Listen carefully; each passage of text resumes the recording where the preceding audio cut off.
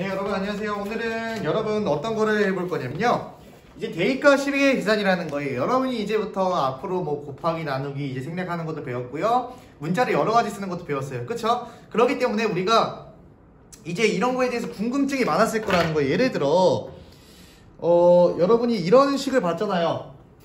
뭐 5x-2, 그쵸? 얘는 뭐예요? 우리가 전에 앞에 배웠던 거로 얘기하면 5 곱하기 x-2라고도 표현을 할 수 있다라는 거예요. 여튼 우리가 5x-2라는 게 어쨌든 이렇게 결과를 해보니까 답이 나왔다라는 거예요. 근데 여러분 5x-2가 어떤 값이라는 거에 대해서 선생님이 항상 얘기해줬어요? 얘기해주지 않았어요? 그쵸? 얘기를 할 수가 없었어요. 왜? 이 x라는 친구가 뭔지 모르기 때문에 우리 더 이상 이게 답이 됐지만, 이 친구가 답이 됐지만 우린 더 이상 여기서 무언가를 할 수가 없었다고요. 그래서 우리 이제 뭐를 할 거냐면 대입이라고 이야기를 할 거예요. 대입.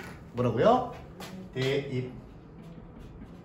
대입이라는 게 되게 수학에서 되게 중요해요. 대입은 문자 대신에 숫자를 넣어준다고 이야기하면 편해요. 원래 정확한 표현은 이게 아니에요. 어떤 값 대신에 어떠한 다른 값을 대체시켜준다는 게 대입이라는 건데, 일단 우리가 할 거는 문제 대신에 숫자를 넣어준다고 해서 우리가 대입이라고 이야기를 할 겁니다. 예를 들어 이런 문제가 있다고 볼게요. 5x-2라는 식이 나왔어요. 근데 예를 들어 선생님이 x가 몇이라고 했냐면 x가 3이더라, 이런 식이 나온 거예요. 그러면 우리 5x-2의 값을 구할 수 있을까요? 없을까요? 있어요. 얘는 원래 뭐였냐면 우리가 앞에서 곱하기의 생략에서 어떤 걸 배웠냐면 5 곱하기 x-2가 됐죠.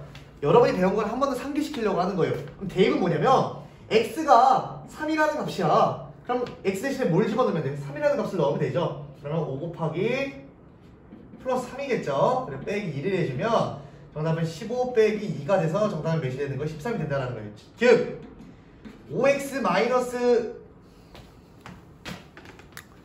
잘못 썼네요. 5x 마이너스 2라는 친구가 몇이 된 거예요? 13이 된 거라고요. 뭘 해줬기 때문에? 우리가 대입이란 걸 해줬기 때문입니다. 됐나요? 그럼 예를 들어 우리 맨날 음수만 나올까요? 양수만 나올까요? 아니죠, 음수가 나올 수도 있어요. 예를 들어 이번엔 5x-2라는 값인데 똑같이 어떤 걸 정리해서 5x-2가 나왔어. 근데 이번엔 x가 몇이었냐면 x가 마이너스 3이었대요. 그럼 똑같아요. 우리 얘는 5 곱하기 x 빼기 2였던 건데 얘는 5랑 마이너스 3이랑 1을 해주면 빼주면 됐더라. 그럼 5랑 마이너스 3이랑 곱하면 뭐예요? 얘는 플러스죠. 플러스 곱하기 마이너스는 부호는 마이너스가 되고요. 마이너스 2는 뒤에 있던 거죠. 좀 더 디테일하게 써주면 어떻게 쓸 수 있어요? 이런 식으로 쓸 수 있으니까 정답은 마이너스 17이 된다는 거예요. 이 식이 지금 어디까지 온 거예요? 여기까지 온 거라는 거예요. 왜? x라는 친구를 여기다가 어떻게 해준 거예요? 대입을 해줬더라. 계산은 여러분이 직접 해보셔야 되는 거지만 우리가 이런 식으로 풀면 충분히 알 수 있다는 겁니다. 오케이? 그래서 우리가 지금부터 이런 친구들을 뭐라고 얘기할 거냐면 결과값으로 나왔잖아요. 우리가 5x-2에다가 x는 3이라는 값을 넣은 거에 결과값을 우리가 뭐라고 얘기할 거냐면 이 친구들을 식의 값이라고 이야기를 할 겁니다. 이해가 됐을까요? 여기 뭐 그렇게 어려운 부분은 아닐 것 같아요. 그렇기 때문에 여기서부터는 설명보다는 이제 조금 여러분이 어려워할 만한 이제 플러스 마이너스 왜 이렇게 나오는지에 대해서 되게 중요하니까 이 곱하기가 생략된 애들을 한번 우리가 곱하기를 찾아서 대입하는 과정을 한번 겪어보도록 하겠습니다. 오케이? 그럼 한번 문제로 한번 보도록 합시다. 일단 얘는 1번부터 한번 볼게요. 페이지 87페이지에 넘버 1 이렇게 보도록 하겠습니다.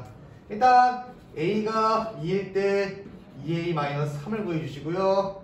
A가 2분의 1일 때 4A-1도 구하고 A가 마이너스 1일 때 7-A도 구해야 되고요.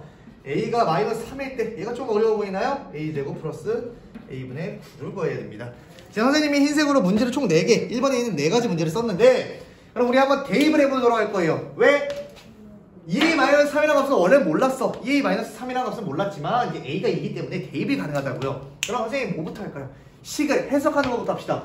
우리가 2A-3은 사실은 어떤 식이었냐면 얘는 2 곱하기 A 빼기 3이었다라는 거예요. 오케이? 그럼 얘는 어떻게 되는 걸까요? 2 곱하기 2 빼기 3이니까 즉 4 빼기 3이어서 시계값은 1이 나오는 거예요. 1을 대입했더니 이 시계값은 1이 나왔더라. 오케이? 그럼 얘는 뭐예요? 이 식을 해석해주니까 4 곱하기 a에다가 1을 빼준 거였죠. 4 곱하기 a는 2분의 1이니까 이렇게 되는 거죠. 물론 선생님이 플러스를 생략하긴 했어요. 왜? 우리 볼 수 있으니까 이 정도는. 플러스 플러스 곱하기는 플러스가 되고요. 플러스 2가 되겠죠. 약분이 되니까 이 친구는 플러스 2 빼기 1이니까 정답은 1이 되네요. 얘도 시계값은 1이 되더라. 이해했습니까? 그럼 얘도 볼 거예요. 얘는 어떻게 해석을 해줘야 될까요? 7에다가 마이너스 a를 곱해줬다고 생각을 하면 될 것 같아요. 그럼 얘는 어떻게 쓰면 돼요? 7 대신에 마이너스 1을 a 대신에 마이너스 1을 대입한 거잖아요. 그럼 얘 어떻게 돼요? 마이너스 마이너스 만나서 플러스가 되죠. 그래서 얘는 플러스 8이 되더라. 이 친구의 시계값은 플러스 8이 되는 겁니다. 오케이? 얘도 할 건데 얘는 뭐냐면 야 우리가 어떻게 배웠냐면 문자에서 곱하기를 생략해 줄 때 이런 식으로 썼다라는 거예요. 그래서 더하기는 생략 못한다고 해서 더하기랑 빼기는 그러면 얘는 뭐예요? 마이너스 3 곱하기 마이너스 3 플러스 마이너스 3분의 플러스 9죠. 마이너스 마이너스 곱하면 플러스 9가 되고요. 얘네들이 약분하면 부호는 마이너스를 띄게 되죠. 플러스 마이너스 3이 됩니다. 그러면 절대값이 큰 게 플러스니까 정답은 플러스 6이 이 값의 시계값이 되더라.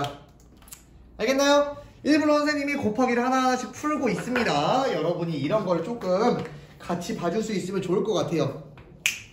그러면 아마 여기까지는 그렇게 크게 문제가 되지 않았을 것 같은데 여러분이 어려워하는 문제가 또 몇 번 문제냐면 3번 문제 같은 걸 조금 어려워하더라고요. 왜? 이 제곱에 대한 여러 가지 생각들이 아직까지 정리가 안 됐다는 거예요. 뭐라고요? 제곱에 대한 여러 가지 생각들이 정리가 안 됐으니까 한번 해볼게요. 이번엔 3번.